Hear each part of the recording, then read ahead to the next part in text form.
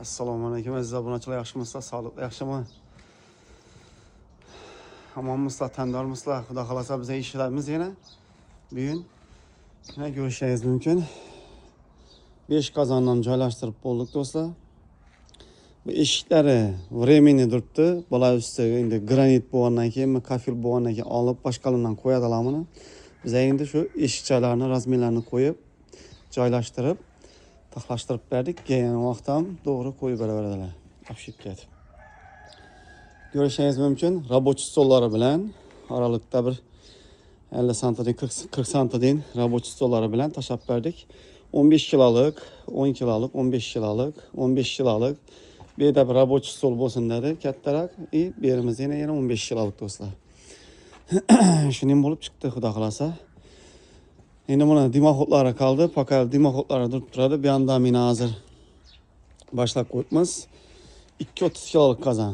Shu qozonimizda yana tushadi. Sho'ra. Xudo xolasa buyum buni ham bitirib bir yaldassak, keyin katta qozonni boshlaymiz. Ya bo'lmasa, bu yerimizda yana 2 qozon tushadi yana. 15 kilolik bilan 10 kilolik. Bu yoqda ham 15 kilolik bilan 10 kilolik tushadi do'stlar.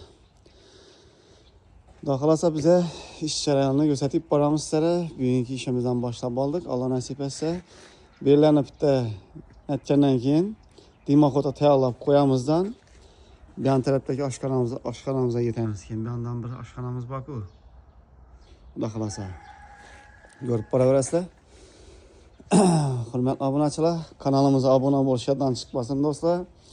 Kimda kim ishinin letni kuxnya barbekü kurdiracak bo'lsa, uylaringizda chiroylatib bog'ni to'rini, novestini murojaat qilaverasiz do'stlar. Bu chornovoy varianti, maketi, o'zi aslomiy maketida hamma gap. Ustini bezakini beraverasiz. Hamma gap ishlash sistemasida do'stlar. Ishlash sistemasi deganda butun tortishdan hamma gap do'stlar. Fasadini, bezakini beraverasizlar. Xohlasangiz biz buni oblisovka variantini ham qilib berishimiz mumkin sizlarga.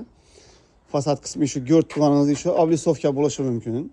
Shuni ishlab berishimiz mumkin. Oblisovka bo'lgandan o'rilish jarayoni kanalimizga o'tib ko'rsangiz bo'ladi. Shu Instagram kanalida вообще chiroylatib terib beramiz do'stlar. Xullas, ishimizni o'zingiz baho beraverasiz ishlarimizga. Xudo xolasa. Asa sog' bo'lasizlar, salomat bo'lasizlar. Fikrlaringiz bo'lsa kommentariyada yozib qoldiringlar. Xudo xolasa javob berib o'tamiz. Kimda kim xizmatlar bo'ladigan bo'lsa, ekrandagi nomerlarga chiqaverasiz do'stlar. Sog' bo'linglar, omon bo'linglar.